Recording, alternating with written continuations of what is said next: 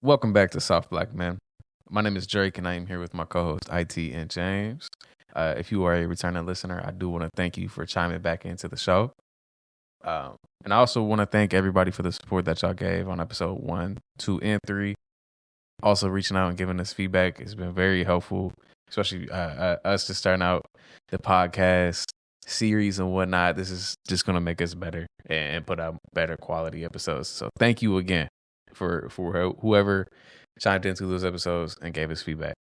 But for today's episode, we will be talking about masculinity and the sexualizing of black men. We can dive straight into the masculinity part. As a man, a lot of us know how it is to be raised with insecure men with fragile egos, which in my opinion causes toxic masculinity. James, do you know anyone like this, or do you have any experiences that you would like to speak on? Yeah, of course. You know, I love being black. I love I love growing into manhood. I love my people. I wouldn't want to be anything but a black man.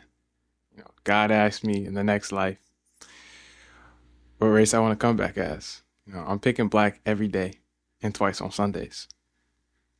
But I feel like some of us should be slaves again. You know what I mean? I'm joking. I'm just pulling your balls a little bit. But no, I truly do. Y'all know Aries Spears?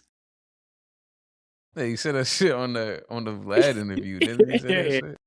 yeah. Yeah, it looked like But Hulk boy for a second. yeah. But I really do enjoy being black and being a black man. Before we kind of get into the flaws and toxic masculinity that we do see, my dad is a great example. My uncle, even though I see flashes of toxic masculinity within my uncle, he's a strong black man. They always make sure to provide and to protect those that they love. But getting into it, there is cracks within black masculinity, and it's in the frames of how we raise our black boys, right? And this is not just the way black men raise black boys, but it's also how black women raise black boys. It's a as I say, it takes a village, and you need both. Oops, hit the mic. You need both, right? You need both to really raise a boy with strong morals, uh, accepting their blackness and being a positive pillar in the black community. Within fragile masculinity, you see it a lot, especially in like workplaces where you work with like a lot of older black men. And this can stem from the way they objectify women, how they talk about women. This can stem in how sometimes how they work. Sometimes they have this very privileged outlook on life, especially in workplaces where they really don't be doing shit for real. Like, and I think that's part of it as well. They kind of think like everything's owed to them. Additionally, you get into the world of drugs and addictions within masculinity. And then last but not least, and I'll pass it on to IT, you'll start to see within fragile masculinity the world of sexuality, where being gay is this whole entire world collapse concept within masculinity of men. Now, I will say, if you're called gay and you're not gay, you should have a problem with it. But the way people treat it, you shouldn't. Like, you should have a certain reaction to it. It shouldn't be the end of the world, but it should just be a simple, like, no, that's not how I am. But we'll dive into that way more. We'll get deeper into the kind of just analyzing masculinity as a whole. No, I agree with that a lot though. Like I feel like that reaction is over exaggerated. a lot of times, bro. Like it's kind of crazy. Like you could just simply say like nah, bro, I'm just not. But for some people, they kind of take it and they take it differently, especially like the older generation. But like growing up for me for sure, like I saw a lot of my friends, or not a lot, but like some of my friends who kind of demonstrated that fragile masculinity. And then like it doesn't help when it's reinforced with like the people you grow up with. So like it doesn't only happen at home, but it's happening in the classroom with your friends or like outside of the classroom with your friends. And they kind of just reinforce that mentality on you.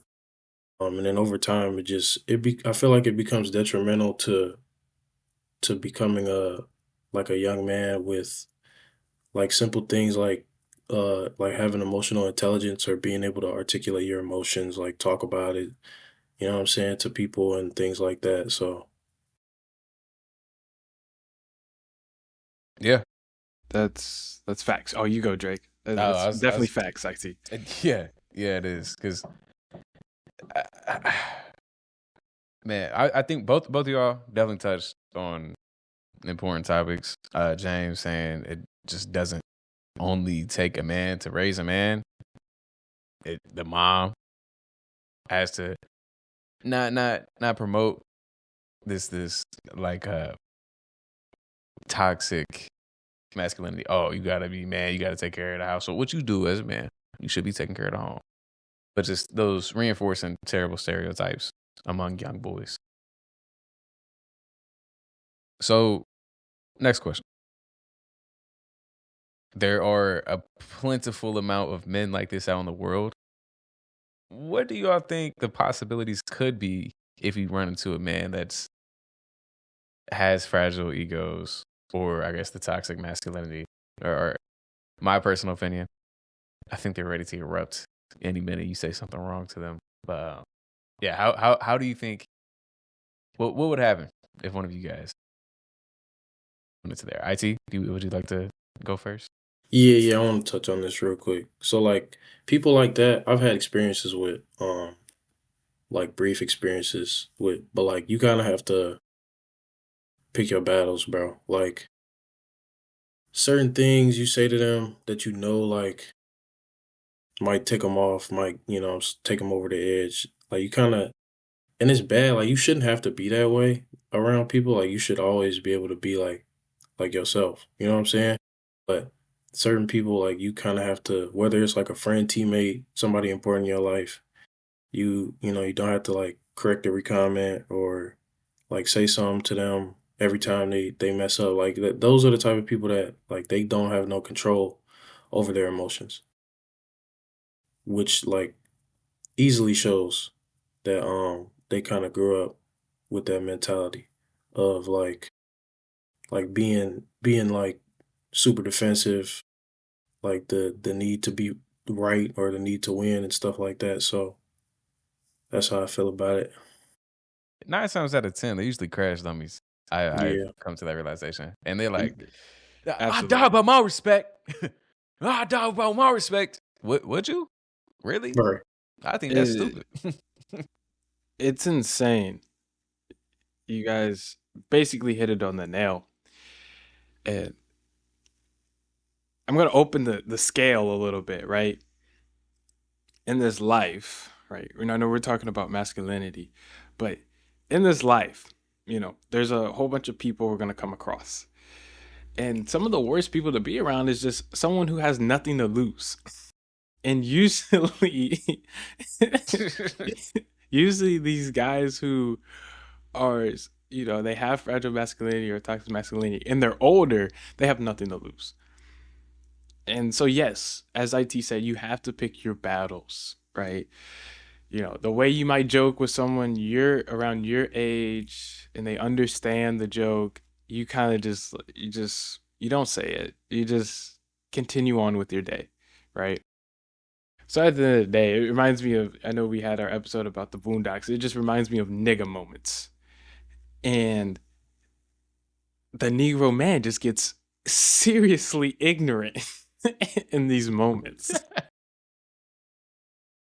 So so basically, yeah, it's you just have to pick your battles, and depending on the age group of this individual that you may come across who falls into this category, you can pick your poison of, do I educate or do I keep it pushing? When they're at that age of 60, 70, there's nothing you can really do.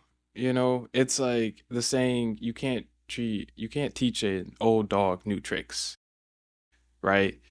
You can't teach a 80-year-old white person to not be racist. And that 80-year-old white dude probably has black grandkids, So it's like, same thing for toxic masculinity. Someone's like that and they're at that age. There's only so much you can really do. But if it's someone that's younger, closer to our age, then it's definitely an opportunity to really educate them and to also learn from their perspective why they think that way. Or in other words, change their fuck ass life for the better. I feel like if Facts. you're like, please change his fuck ass life. Old people, you can't really do anything with them. Like you said, change. You're just gonna have to wait till they die. Then we move on. That's how I feel with boomers, current people in Congress, those old ass people. Absolutely. Hey, when they die, life's gonna be better. Getting a little off topic, my bad.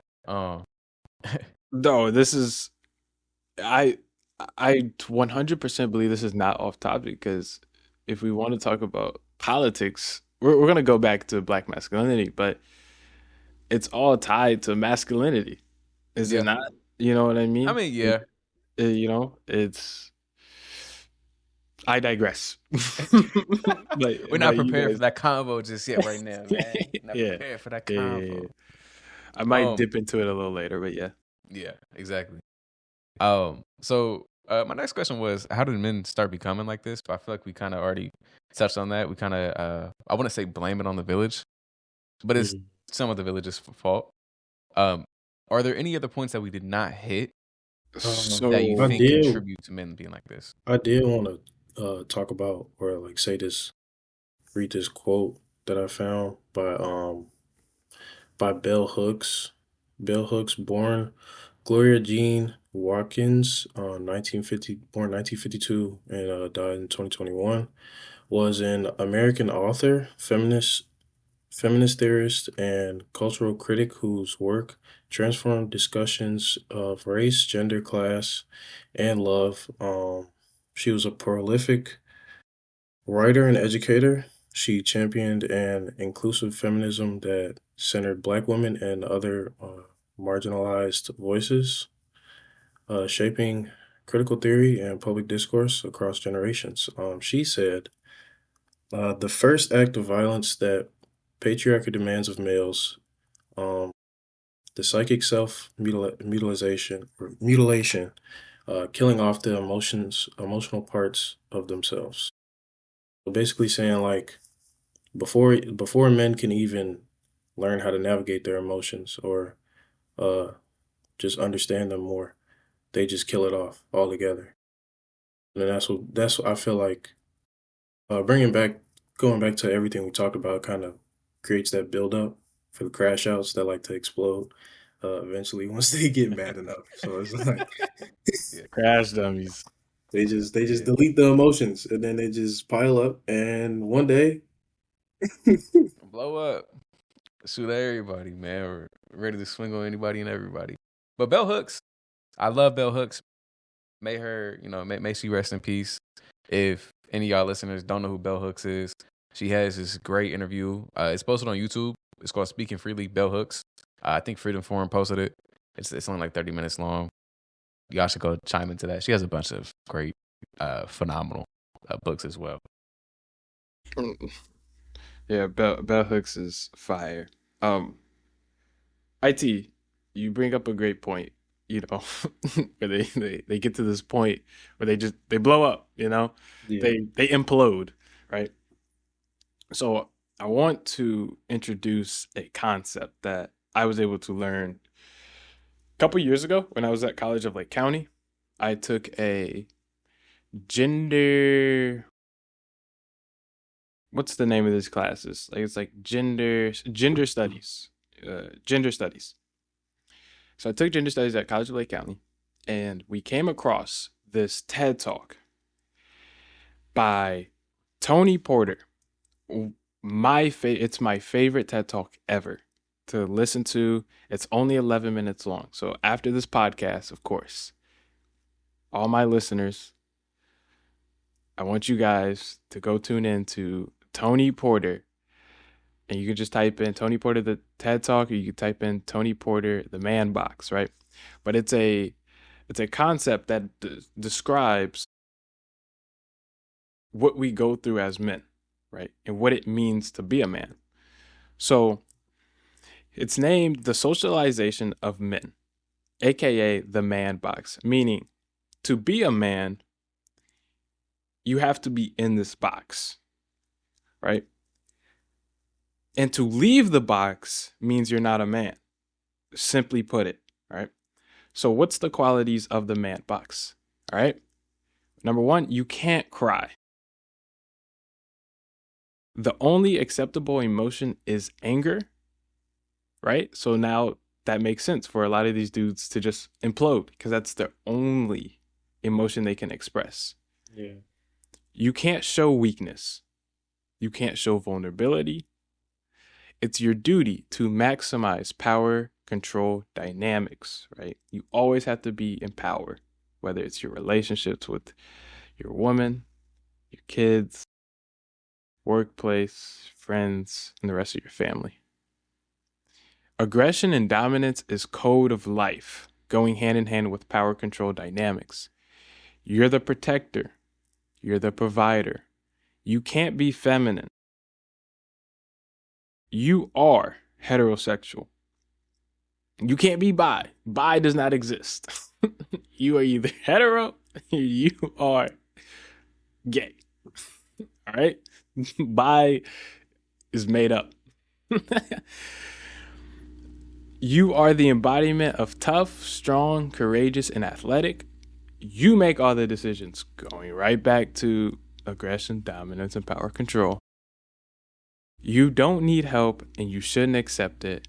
And last but not least, and very important, women are objects/property for you to freely exploit, especially sexually. Insane. Right?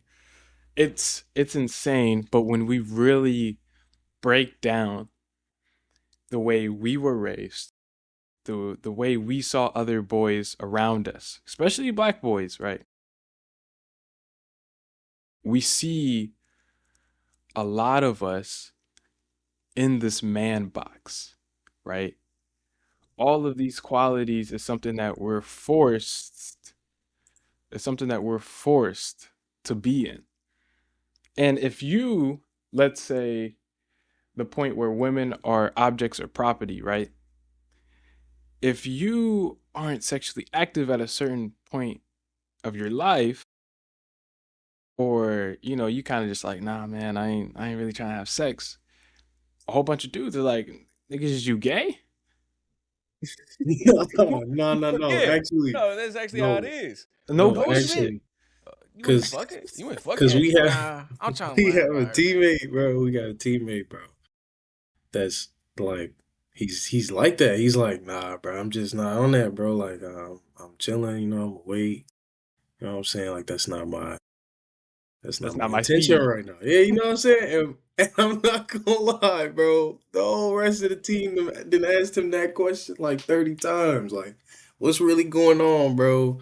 But like, he's just sure of himself, bro. Like, at the end of the day, like, that's really all it is. Nah, it's insane, right? And we've probably experienced it ourselves, or we have seen it, and especially in the world of sports, right? We've played college sports, and so we've been through the JUCO route. We've been through, now at Aurora. We've seen it all, right? That is the man box. And to leave the man, there's so much fear of leaving the man box. Because if you leave, now all your other peers are like, yo, this dude is not a man. You know what I mean? And nowadays we have been able to, there's a lot more flexibility, right?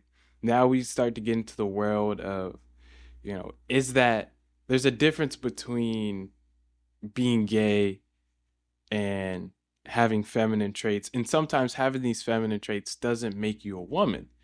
It just makes you in tune of being a man. Now we're starting to push that stance. We're starting to, now there's some pushback on that. And at times I do think we do need pushback on certain things, right? But that is the man box.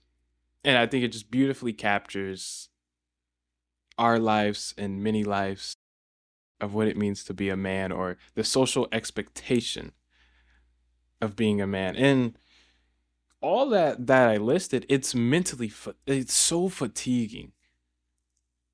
And sometimes I call it, I mean, I had a conversation with my girlfriend. It's like masculinity fatigue, masculine fatigue, because it's like you have to uphold this image and drop my keys. And sometimes it's tough. It's truly so tough. And that's where you get the guys imploding, or when guys can't cry in front of their family, they get up at the middle of the night at 2 a.m., 3 a.m., and they go dip off. They go to the car and they cry, they break down in the car, right? And they spend like 2 minutes breaking down, and then 3 minutes planning, and then, it's on to the next, Yeah. Indeed. Yeah, no, you are. Yeah. Yeah. There's a lot of men in that man box. I can name a handful. Actually, probably more than a handful of men in that man box. Yeah. Yeah. There's a lot of issues. James, you touched on a lot of issues. I never heard of the man box. I didn't even know that TED Talk existed. I'm a chime into that when I get some free time. But you named all this negatives. We named all this negatives. How can we fix this? Right? How can we? James, IT. That's a $1 million question. I feel like it starts when you're young, bro. Yeah. Starts at the young age, and it starts in the household with like what kind of people you're raised by. It starts with a lot. If we want to make it concise to black men, black boys, we could get into the glamorization of bullshit. We touched on about Black Evil television. Black Evil. So we talked about that, and yeah, like, we glamorize bullshit, right? We glamorize the life of drugs, the life of pimping. We glamorize bullshitting, right? We glamorize going to prison. Yeah. You gonna get the respect now, man. Yeah. You go to prison, you gonna get the respect now. Yeah. Like these young men don't even want to be healthy no more, man. Like, if we're looking at famous black people, they on drugs, and they got these whack ass like bodies. They look unhealthy as fuck. Why you got that big ass belly? Because you constipated off that lean. Mm-hmm. What happened to the rappers being fit? What happened to our role models looking like they are in shape and work out and eat healthy? Now these motherfuckers teaching the youth how to pour some drink, smoke some weed. Y'all trying to do whippets? Come on, bro. Like, y'all trying to do Lil T, man. Lil T, man. You head whip, man. Like, yeah. Like, that's the impression on the youth now, and that's what these youngsters want to grow up do. It's ridiculous. But in my opinion, how we fix this, like y'all said, it starts at a young age. It starts with the parents. It starts with the village. Yeah, these boys, you have to empower them to make other people feel safe. Yes, you have responsibilities as being a young boy and a man that's taking care of the home, right? It's making women feel safe around you. It's being available emotionally, physically, right? This is all those things. It's allowing to let your son eat some fucking Fruit Loops. He ain't gonna turn gay eating Fruit Loops. Oh, hell no. Yeah. What the fuck you mean? Hey, Drake, get out of here with that propaganda.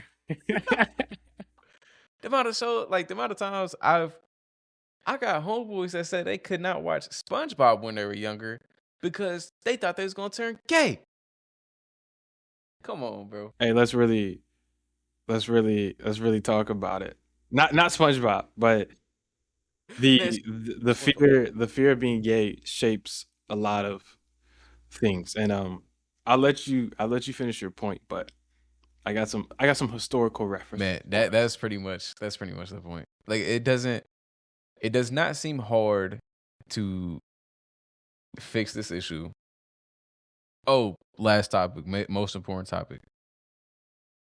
Watch what your kid is watching on social media.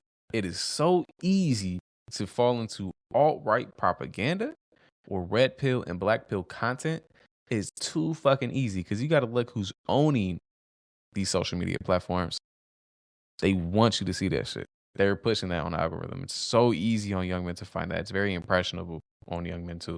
So watch what the fuck they looking at. And if you're a young man, and if you see some loser talking down on women, or saying anything can make you gay, or if you're look maxing, or anything that ends in maxing, turn the phone off and go outside, you idiot. That's my point. All right, James, go ahead. No, anything with maxing at the end is bullshit. That shit. Hey. Podcast maxing. Oh, okay. Wait. Or talk maxing. That sounds good. Yeah, Sounds yeah, good. Max. Or speak maxing. Yeah, that sounds good. That sounds real good. Okay. I want to, before I get into the historical references and how we fix masculinity, because I'm gonna attack it as an institution. Because my stance is that the problems with masculinity, yes, it is everyday interactions. You know what I mean? But for, let's say, the United States, since the beginning of the United States, it's was rooted in white men, rich white men, not all white men, rich white men, right? And then next to them was white men who weren't rich, right? And white women.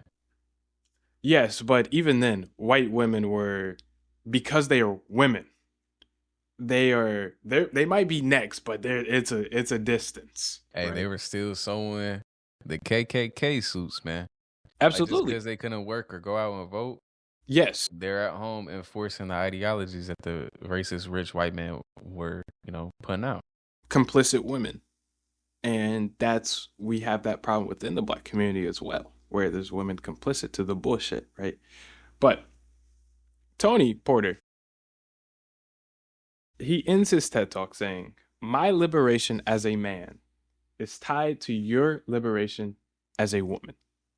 Right? So this toxic masculinity that we go through, that we see and witness, right? That our world, our community is built on, it's part of our history. It's part of the foundation that our world is built on, right?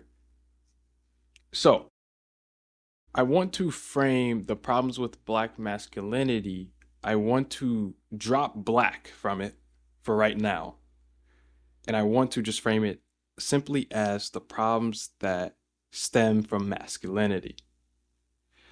And first, I want to, me as a historian, I want to talk about how women, the word woman or woman, cannot equal hero. It cannot equal revolution, right? So when we talk about the Mexican Revolution or we talk about the American Revolution, the only people we give glory to are men.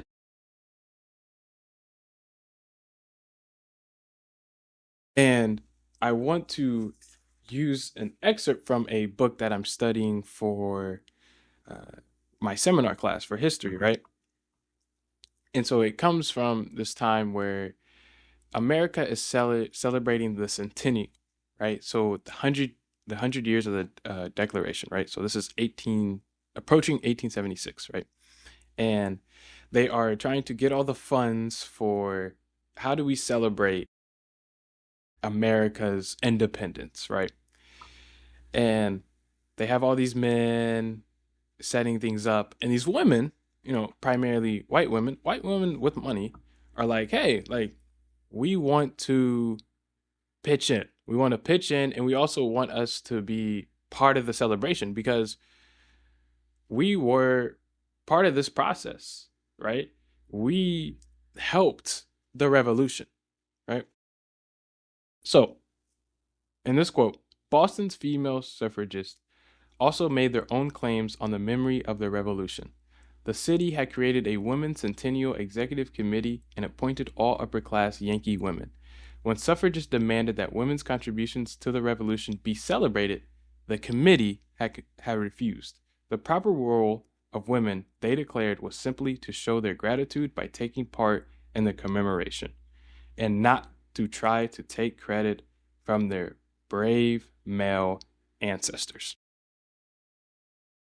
All right. That is contagious, right? That is contagious. If we want to talk about amendments and we want to talk about legality of suffrage, right? When people got the right to vote, 1870 was the passing of an amendment that allowed black men to vote, right? Now, black men were not voting because there was literacy tests and there was all these restrictions to not let them vote, right? And the racist people standing outside of the voting ballots. Facts. Threatening their lives if they was to vote.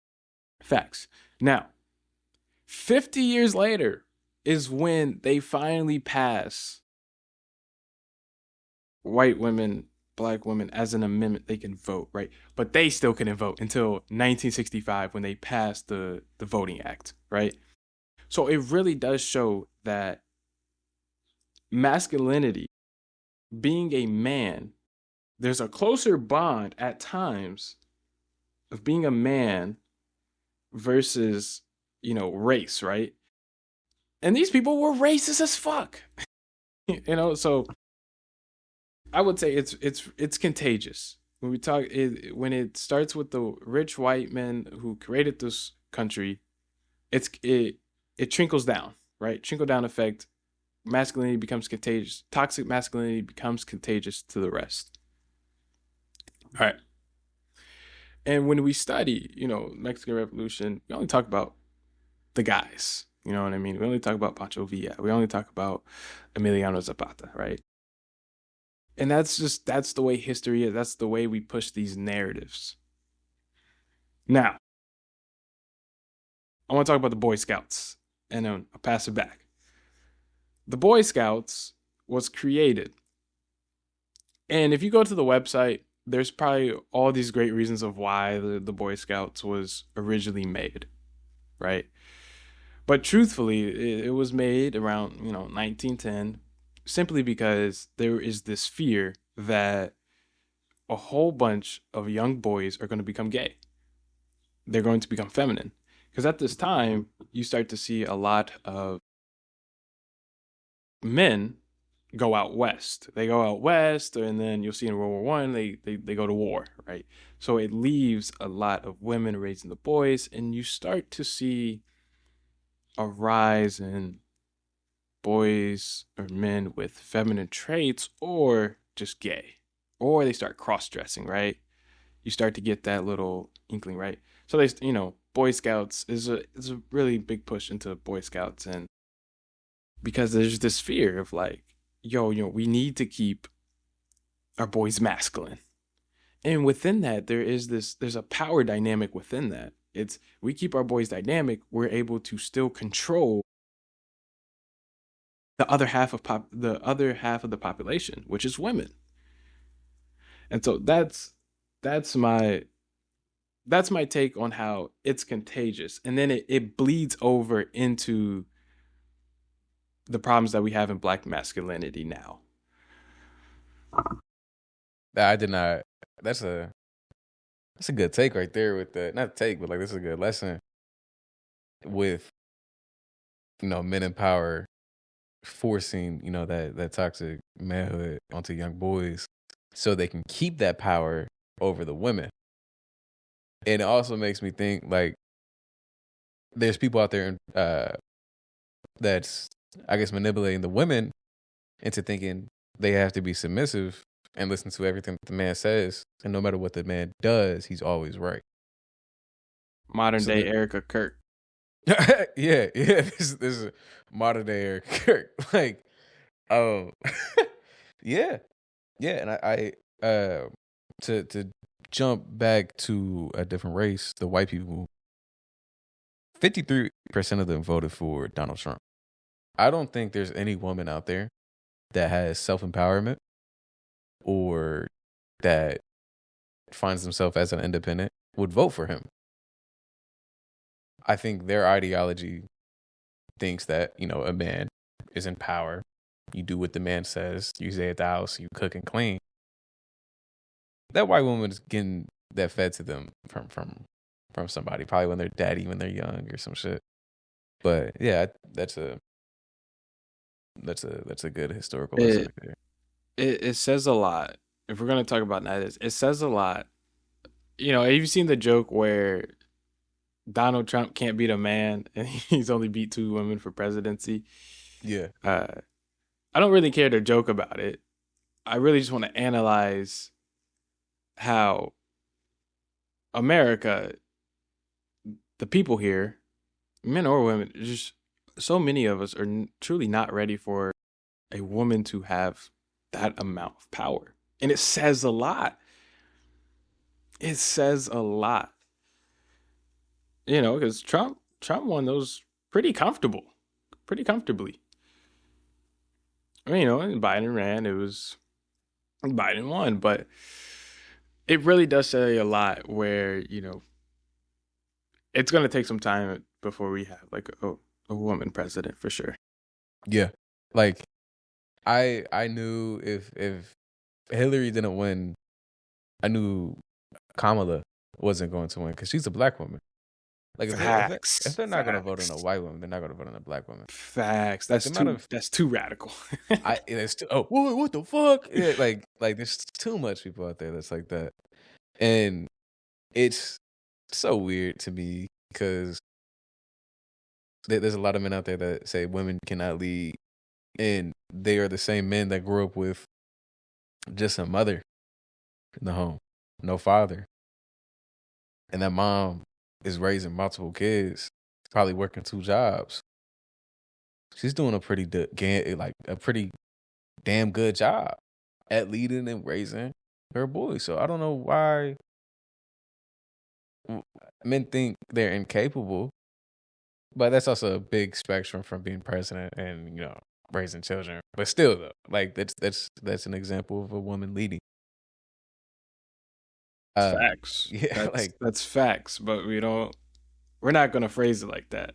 That's definitely not the narrative we're passing. Yeah, I don't know. There's a lot to work to be done in the country, in the world, honestly. Yeah.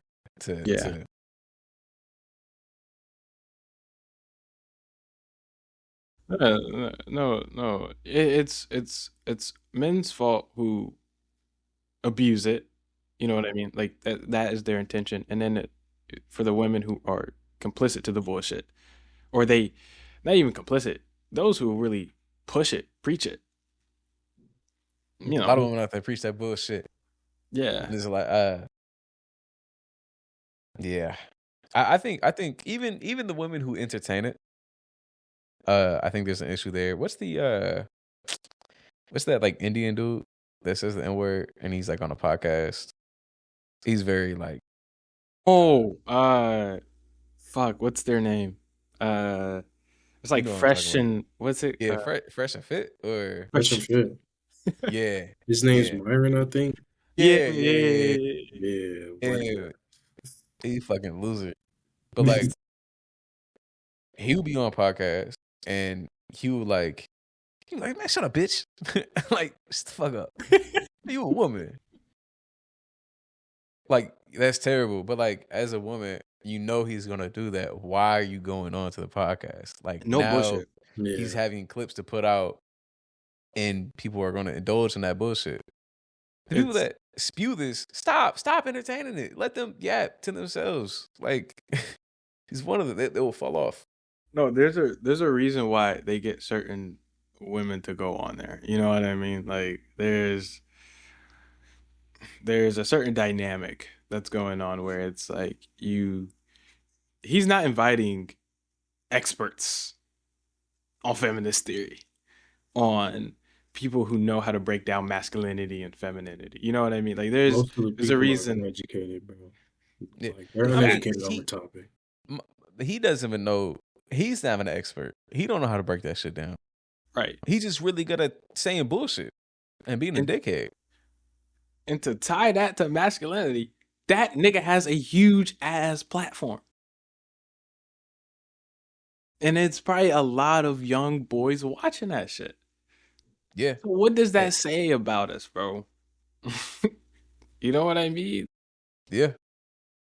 It's oh man, it's horrible. Yeah. IT, do you have any final thoughts that you want to say before we wrap up with masculinity at all?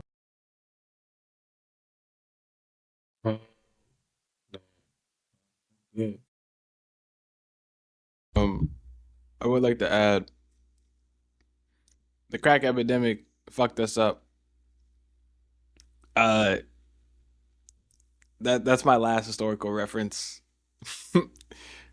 Ronald Reagan fucked us up. Yeah.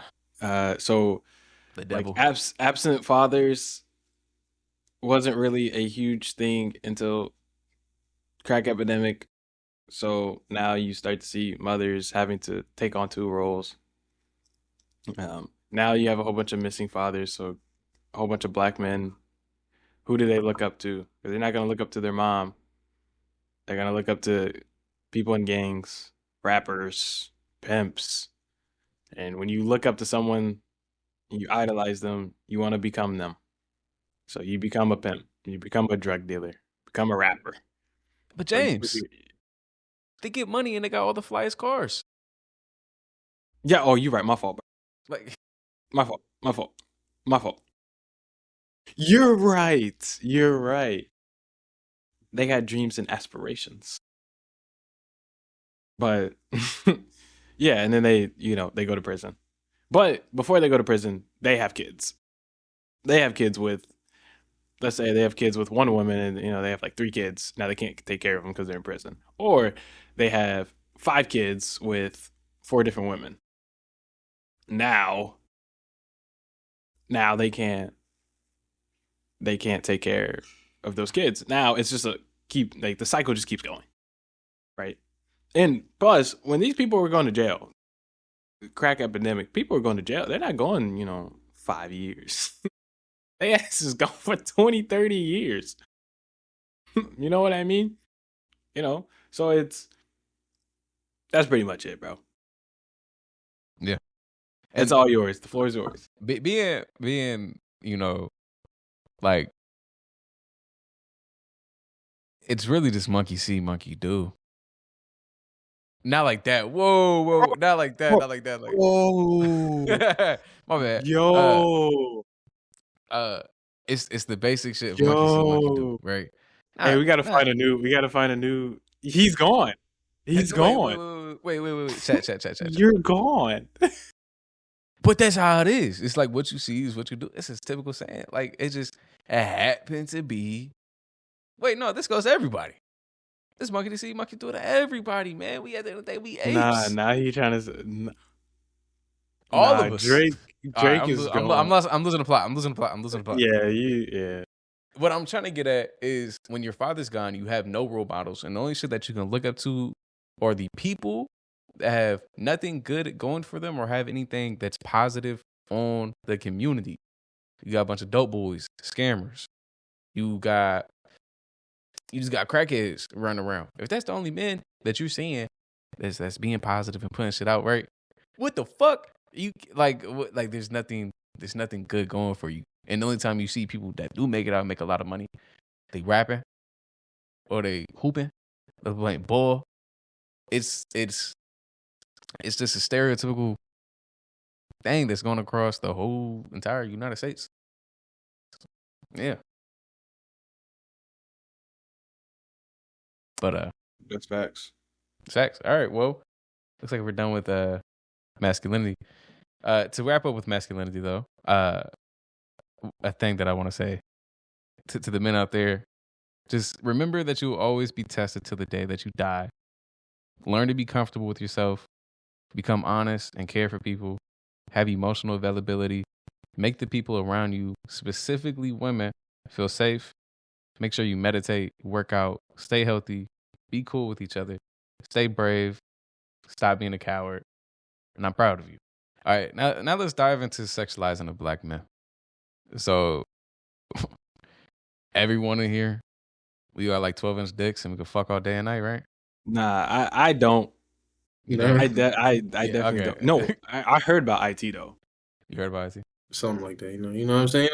Looking at Oh, So wow. that's a stereotype that black men have. It's a terrible stereotype. And guess what? It stems from racism and slavery. Who would have guessed? Everything stems from slavery and racism. And Ronald Reagan, don't forget about him. In about 50 years, I'm gonna say, and Donald Trump too. But there's some historical things that I want to touch on that some people probably don't know about. Do you guys know who Francis Galton is? Educate me. Educate you. So he's a man from back in the day, and he was one of the key people that helped construct the concept of race. And his main goal was to prove that black men have no sexual control and they are savages. Hey, I think that's just racism. And that's I think that also helped the reasoning for slavery, because you got men like that try to prove that race is a concept and whatnot, and he just came up with some bullshit that the white man ate up. Like, oh hell yeah, we might as well just enslave them if they're just going to be beasts. Facts. Yeah, Facts. That's what they did. that's exactly what they did. And during slavery, black men and women were stripped down during the auction process to ensure that they were quote unquote healthy, which led to them being exploited in a sexual manner. Excuse me. That also, I think, where the stereotype of, I guess, men having just hammers on them, I guess, comes from.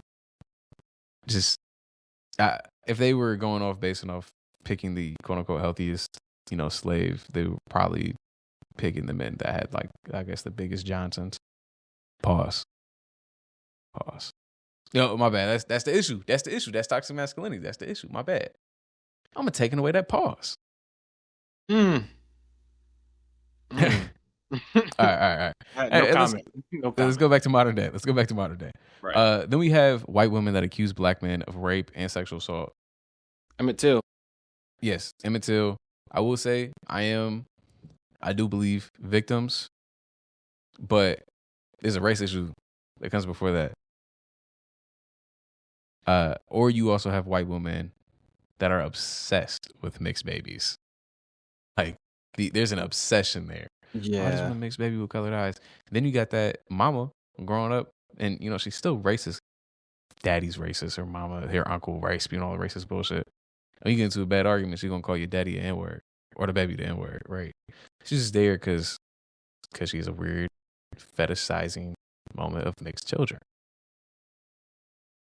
Yeah, James, do you have any experiences or stories that you would like to speak about when it comes to, like, fetishizing or you being overly sexualized or just anything like that? You got anything you want to talk about?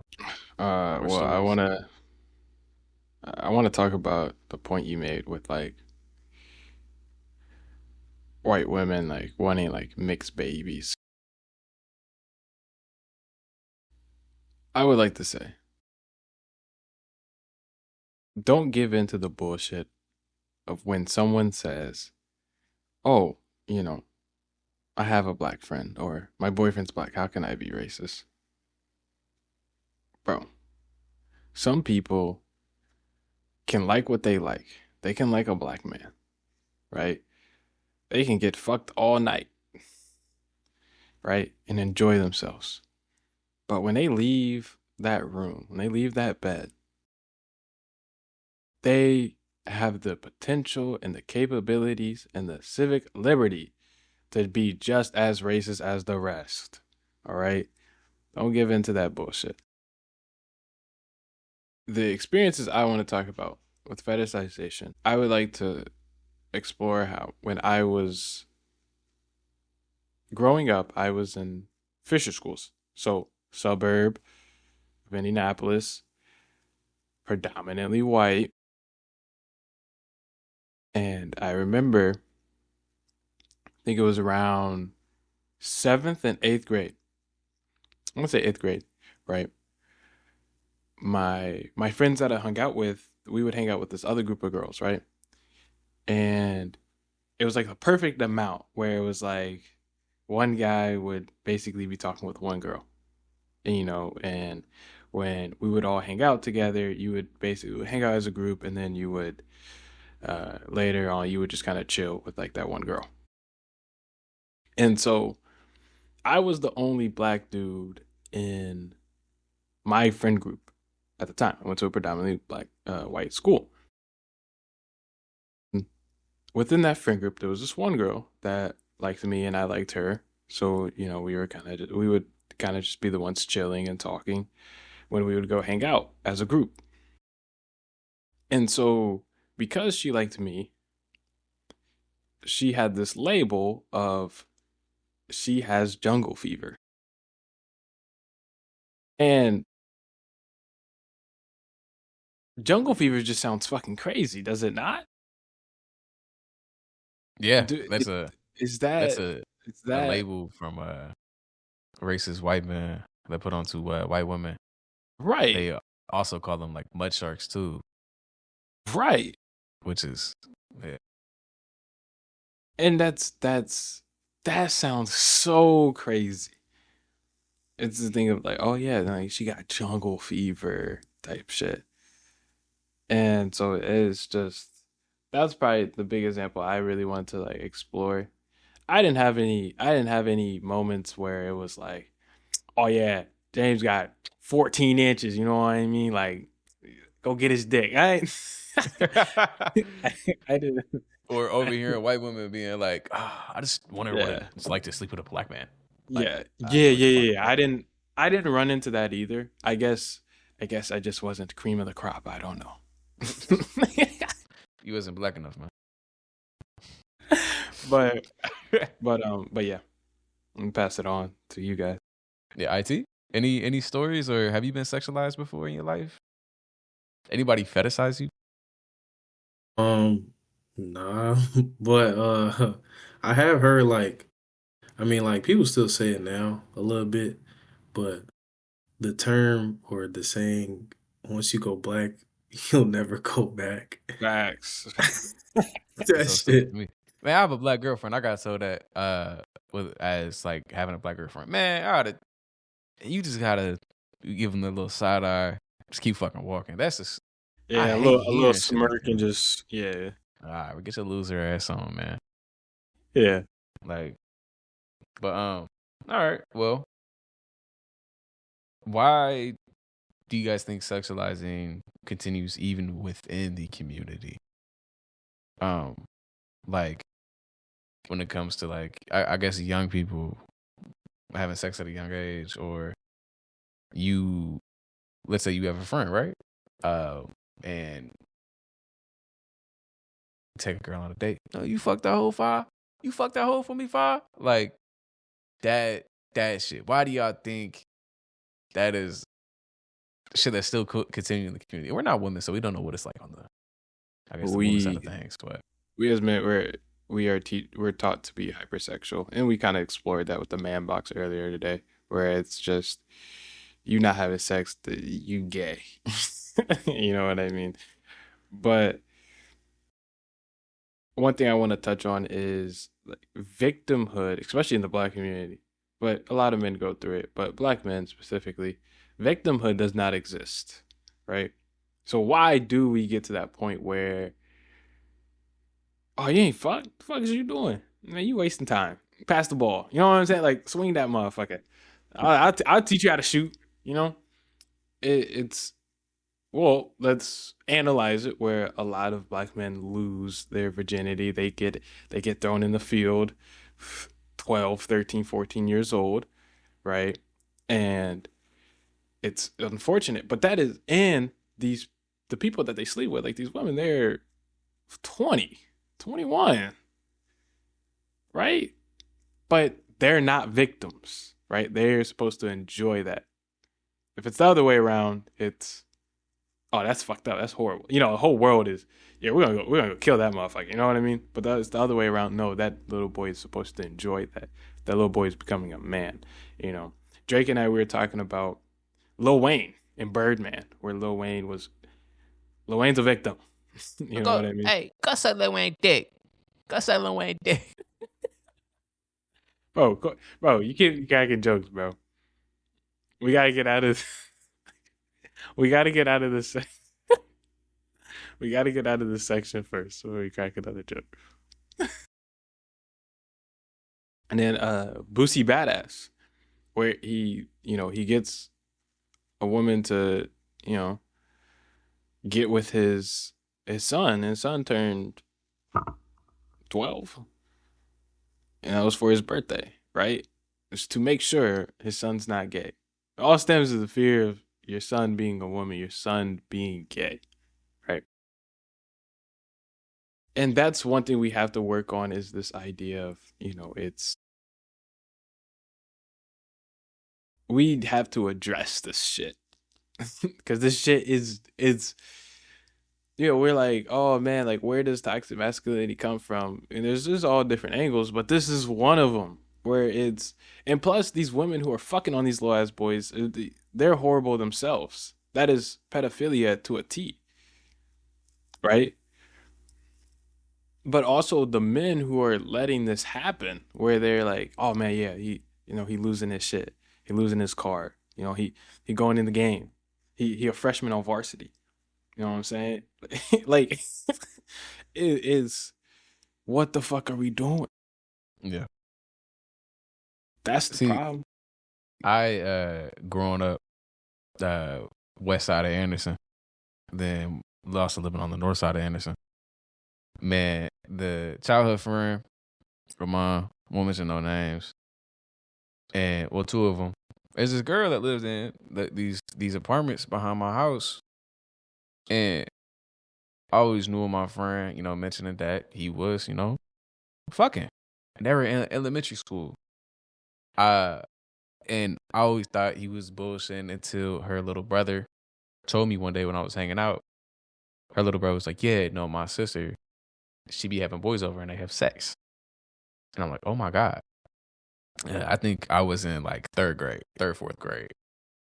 And knowing both of them, I think they both had babies when they turned 18 with different people, of course. But like they grew up to be hypersexual. My first sexual encounter was I was in elementary school. I found myself to be hypersexual. Like I can't stop thinking about fucking. Like after that first encounter, I remember growing up being with that one friend, that messed with that lady. There'd be girls over, and truth or dare turn into a freak off. Like, and we're young as shit. So there's issues there, but I think that also stems from these kids, especially young women too. There's an adult that takes advantage of them, and that kid's like, "Oh, this feels good. This is like what adults do. I'm not under supervision. Let me be an adult by myself with this other kid." So now that kid goes under that sexual encounter with another person, and it's spreading like wildfire, especially like in those communities where there's not too much adult supervision around because everybody's working, or you just let your kids go outside and go play. I remember like just being a kid and nobody really watched this, and we was just going doing shit. I'm being a badass white kid running through these apartments fucking with people. Like, or even on the west side, we was sneaking into, people's backyards and taking shit. It really all just stems from like the people that you're growing up around. Are they ensuring that you're safe and around the safe people? Because as soon as you get to take advantage of as a kid, it's gonna fuck up your childhood and your sexual encounters when you become older too. IT, do you have anything to say on like over sexualizing within the community? I just was gonna say like what I have to say kind of ties in with what James was saying because he was talking about Lil Wayne and Boosie like I was just gonna say like modern media kind of still leans towards the narrow image for the black community, like athletes, rappers, the influencers of our younger generation. They kind of are promoting that like alpha male persona, and it's like highly emphasized, even though like that's not even real life. Like at the end of the day, that's not even like really who those people are. That's just what they promote because that's their social media identity. Lil Wayne said it was in an interview. He was like, "I got raped when I was 11, and I fucking loved it." That's an issue. That shouldn't be a That shouldn't be Why are you normal. saying that? Now guess rape what? Now look at in Lil Wayne. love. He's hypersexual, and he's fucking so much. Like, how many babies he got? How many times have he just talked about like this fucking ridiculous amount? I don't know, fam. Yeah. One last thing I do want to touch on. I remember like when it was time for me to actually lose my virginity, like because of course I'm not gonna count the times of me being a child. I was in high school. I went over to some friend's house to smoke. I think we in Project 8 buildings. Could be the buildings look run down as fuck.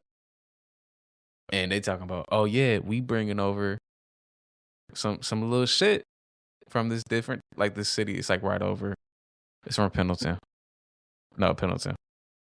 A little white girl from Pendleton, and they like Yeah. they showing photos like, yeah, we about to run a train on her. Drake, you want to lose your virginity? No. A situation like that, I'm good, gang. And it was like, well, she about to be over in 30 minutes. You sure? I'm like, give me my weed, I'm leaving. like I'm not. Why the fuck would I do that? Yeah. And a lot of dudes have lost it that way. Yeah, a lot of dudes lost it that way. Losing your shit in a train is kind of crazy though. Bro. Yeah, That's insane. That And zaps the whole like moment. Like yeah, what it's it's a wow. It's common though. It's common for a lot of young men to lose their virginity that way.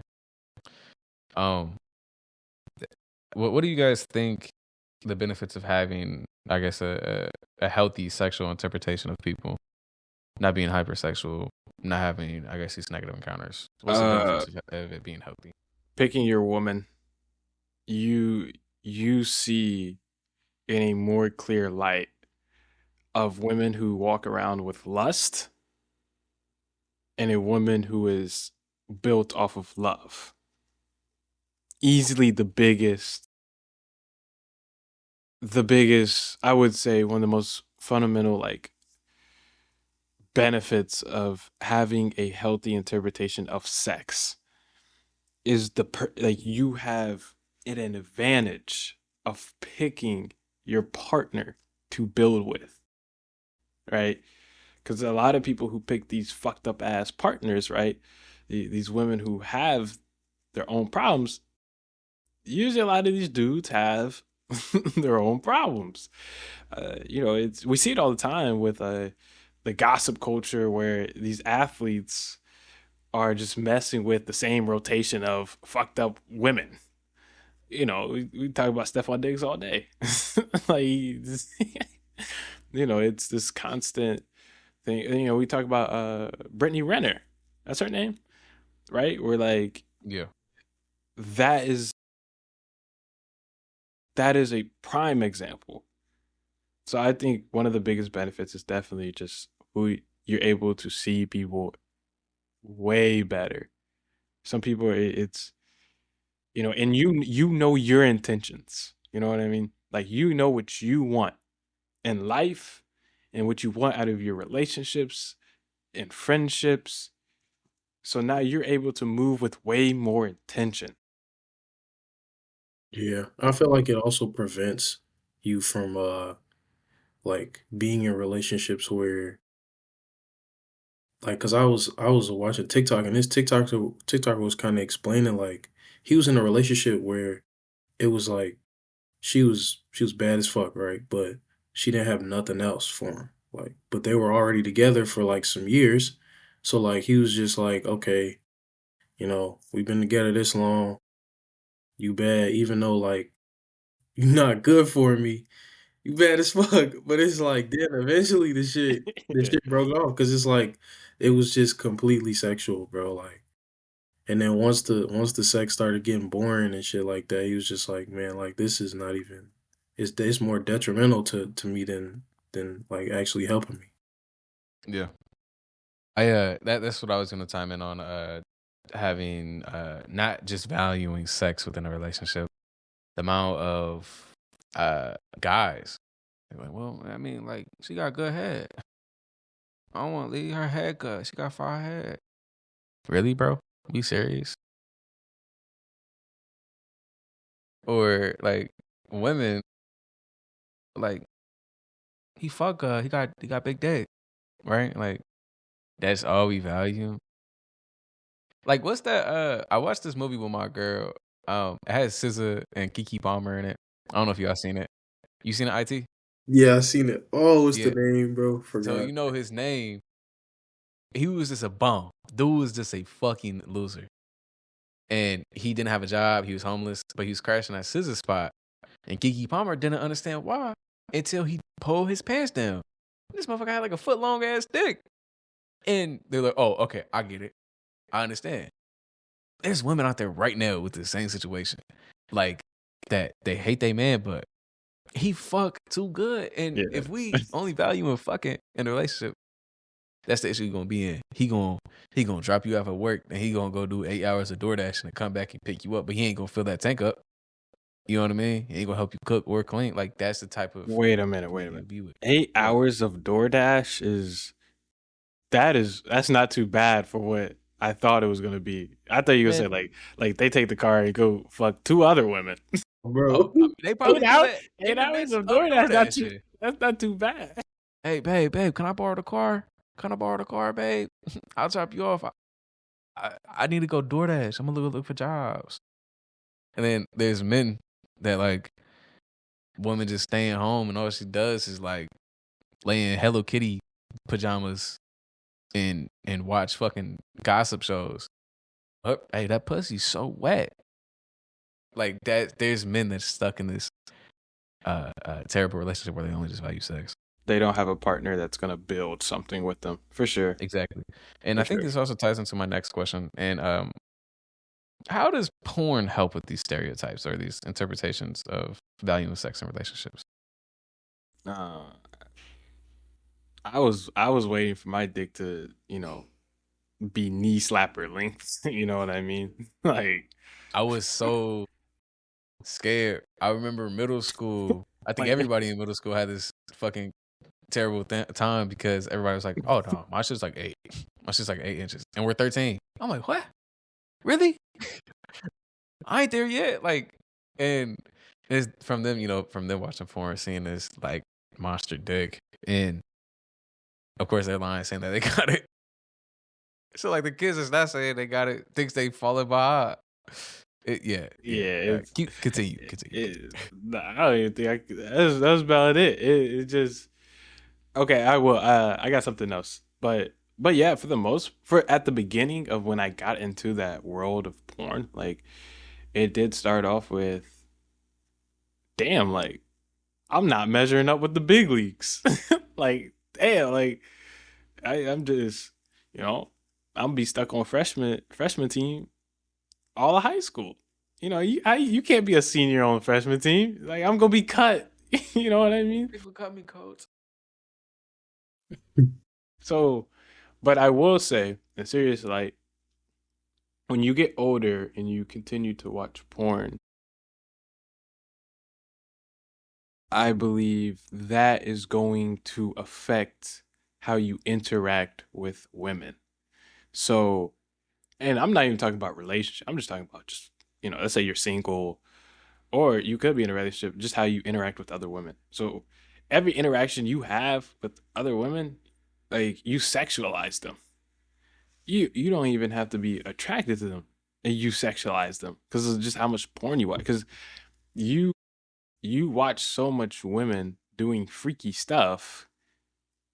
When you go out into the real world and you talk to a woman, you sexualize them too because that's all you watch. That's all you see, right? And then on top of that, there's a science behind it. You know what I mean? It's the same way people get addicted to cigarettes, the same way people get addicted to marijuana, alcohol, right?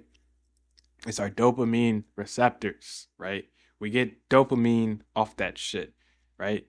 The same way when someone hits a vape, sometimes it's not even the chemicals that gets them going. Sometimes just putting their finger on the vape or letting the vape hit their lips, the dopamine receptors just flare up like crazy, right? It's fireworks.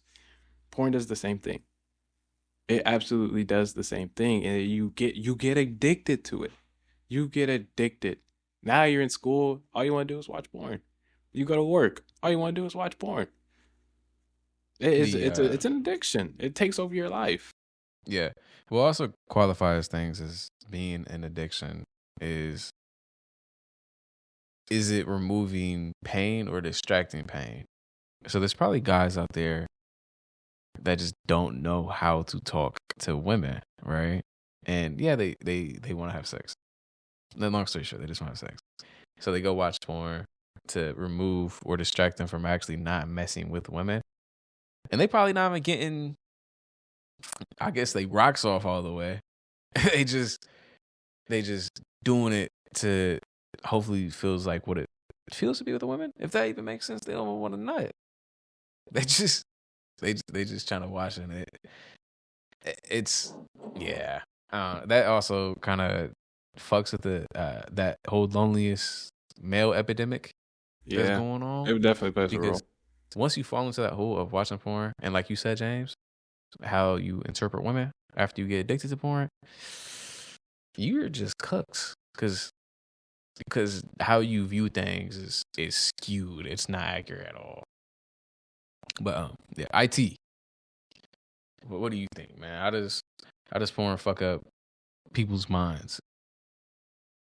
I feel like it is kind of reinforcing the idea that black men are hypersexual, like dominant and aggressive, and it kind of turns race into a sexual identity. Like you see a black guy and like it is if you watch a lot of porn, you just kind of like you see a black dude or a black woman and you relate it to whatever you watch, or like whatever woman, like white woman, you relate it to whatever you watch. And that's when kind of like James was talking about that sexualization of um like women, like especially for people who for men who don't like regularly talk to women, it affects them the most when they have interactions with women, because they kind of just they kind of just fall back into their norms, what they're used to. And that those like it creates, I feel like it creates definitely creates incels, like for sure. Yeah. Modern day, we got femcells now. So, but yeah, no, you definitely nailed it, because the whole reinforcing stereotypes, because they have it's called Blacked, isn't it? Where it's this white woman getting fucked by black dudes. There's Yeah. a whole page like just dedicated to that. Yeah, Uh, it's did you see the you know how the CEOs are doing they're trying the burgers and shit? yeah. Hmm. Yeah, the black CEO is he's going to do his thing soon. Yeah. Huh? Wait, he's trying. He Remember? gonna go fuck a girl, essentially. No, no, no, no, no. The CEO, Uh, I'm pretty sure he's white. So Interesting. He's the Okay. CEO of Black. All right, yeah. See, that's the issue. That's the problem. Yeah. Um, Hey, y'all the problem. Oh my yeah. God. Another All thing I right. wanted to say though, what's it called? Like once you get older though, um, you kind of understand. You gotta understand, bro. Like that shit's not real. Like they're Yeah, it's not acting, real at bro. all. They're acting. That shit is Some not real. guys like think to have sex with a woman is just like you can just go in and dive into it. Like it's sex dedicated that focuses for men. They just dive right into fucking. Like what about the foreplay? Or that role play We shit. yeah we That gonna shit roll. We too. gonna we can't warm up. You know what I mean? Yeah, it really fucks with Um, people's mind. we have to remember that porn is acting. So Yeah. if you watch, if I'm in 7th grade or 8th grade and I'm getting ready for high school, right? And I'm like, man, let me watch a show that is all about high schoolers, and I go watch 13 Reasons Why. High school is not like 13 Reasons Why. Fuck no. It's not, right? Or uh the show Euphoria, right? Now, there are people out there that may be able to relate to some of the shit that happens in Euphoria, I think, but bro, that is not the average experience of high school. Porn is acting as well, right? So you can't have this expectation that what happens in porn is going to be the expectation of when you get with someone. Because that's not it. It's acting. It's not reality. It's acting. And we have to, tell, like, people have to know that. Like, there is a separation between the two. Yeah. And also I think this I don't think porn affects this part, but men being young boys dissociating around the ladies, right? I remember growing up through high school, middle school, girl get around shit. I'm turning red. I ain't talking. I'm nervous. Like Cooked. Cooked. yeah. I'm like and that probably could have changed my whole outlook on women younger if I had a positive role model that taught me how to speak to women, how to be around women. And I'm not the only guy that has said that shit. Dissociating around the hoes is what we actually say. But yeah, and if you don't really know how to talk to women, then once you start watching porn, then that also skews reality. Yeah, you're cooked. Yeah, Y'all be seeing the you know how I be going to PopCon, yeah, the anime shit be and comic book conventions and shit, shit and I'll be taking stinks. pictures. Okay, what, Hmm? Every time I go, it smells terrible. And dude? You've never went, I've been there twice. bro? It smells like BO. I promise. Okay, okay, okay. Anyways, have y'all seen photos of like people going to like porn conventions? Yeah, yeah, yeah, yeah. Okay, okay. Doesn't every dude who be there got like a certain look to them? You know what I mean? Like, there's a Yeah. common Yeah. Yeah. Yeah, there's a common Yeah. denominator. yeah, yeah. So it's like there's that. But also, I want to bring up another thing. Y'all know the black dude who has built his social media platform on, he's like the Stephen A. Smith of porn stars. I have no idea what you're talking about. Yeah, man. Now I sound crazy. There's this dude. He's on Instagram and he's on TikTok as well.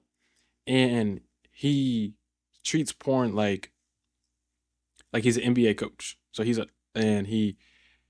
scouts talent. He's like, yeah, these are the OGs. Like he does like Mount Rushmore's, and then he breaks down film. and then he goes to these conventions, he meets all these porn stars, and then he's talking about who's on the rise, who's, hey, this person right here got some good material, this person on the decline, I wouldn't invest. Like, it's crazy. It's crazy. And like, at first it's funny, but then the whole page is dedicated to it. He's posting every day. What a loser. It's insane. Nah, and it's two of them. It's not just him, because I know who you're talking about. He brings on the other guy from the other page, and they talk about it together, James. Yeah. And they're like, the dude is like 6 figures in followers on both platforms. And he talks about the way people talk about the GOAT debate, LeBron or Jordan, bro. It's the same shit. It's the same shit. It's the equivalent. I'm not even talking NBA Twitter. He is porn Twitter. Like, he is the equivalent of dialogues in that industry. We cannot be like that. Yeah. Say the youth, man. Say the youth. Once they're an adult and they turn like that, there's really no going back. At least in my personal opinion, if you get addicted to porn or get addicted to sex when you get older, then go buy a prostitute. At least invest back into the community and give them some money. You know what I'm saying? Stop watching porn. Let's go fuck some real shit. So we're talking about tricking now.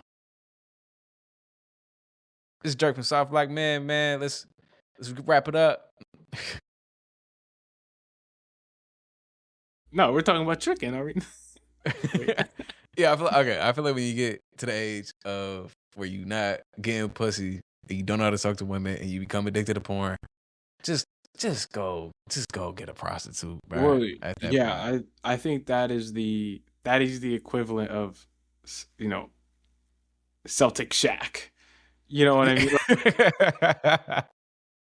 Because of the decisions you made, to be addicted to porn and let it ruin your whole like life and social life. You know what I mean? You are stuck with being in your 30s, your 40s, and even in your 50s. And now you are paying women to feel some touch, feel a touch, you know what I mean? Or to feel any capacity of love. And that really stems from a number of things. It stems from, yes, watching porn, because I know we're talking about porn right now, but everything we have talked about in this podcast, right? We've talked about masculinity. We've talked about specifically Black masculinity and the problems within it. And then we just talked about porn. All of those is a one big road, one-way road. If you fall into the traps of the masculinity and porn, right? You fall into these horrible traps. You're going to go down that road where you don't have a wife, or you might have kids, but guess what? Your kids don't want nothing to do with you. Or the woman you had these kids with want nothing to do with you. Or if you do have a wife, she not really shit, or she don't give a fuck about you. Now you're 67 years old, you're still taking care of yourself because no one wants to be around you. That is the end game of this lifestyle. If you allow the man box to take over your life and you fall into that trap, right? You decide to make these narratives of how unimportant women are and how you are the pinnacle of society. You know what I mean? You are the king, you are God. You're gonna fall into that trap of no one wants to take care of you in your older age. Yeah. You hit it, man. Hey, long story short, what James was saying, don't be a fucking loser. Be available emotionally. Take care of your women. Take care of yourself. Put the fucking porn down and go talk to people in real life, and you will save your future self. Hey, Drake, I want you to repeat that quote as we transition, because I think we have to say that again. You have to say it twice. Oh, when I wrapped up with masculinity? Man, it was beautiful. All right. Yeah. So look. Men, you always be tested till the day that you die. Learn to be comfortable with yourself, become honest, take care of people, and have emotional availability. Make the people around you, specifically women, feel safe. Learn how to meditate, work out, stay healthy, be cool with each other, stay brave, and stop being a coward. I'm proud of you. I want to thank everybody for listening to this episode of Soft Black Men. We'll have a future episode dedicated to women, specifically Black women, on these topics of over-sexualizing and masculinity. If you have questions or feel the need to reach out, please do so. Our names on all platforms are Soft Black Men, excluding X. We don't use Twitter or X. But again, this is Drake speaking, and I want to thank you for chiming in. Stay blessed.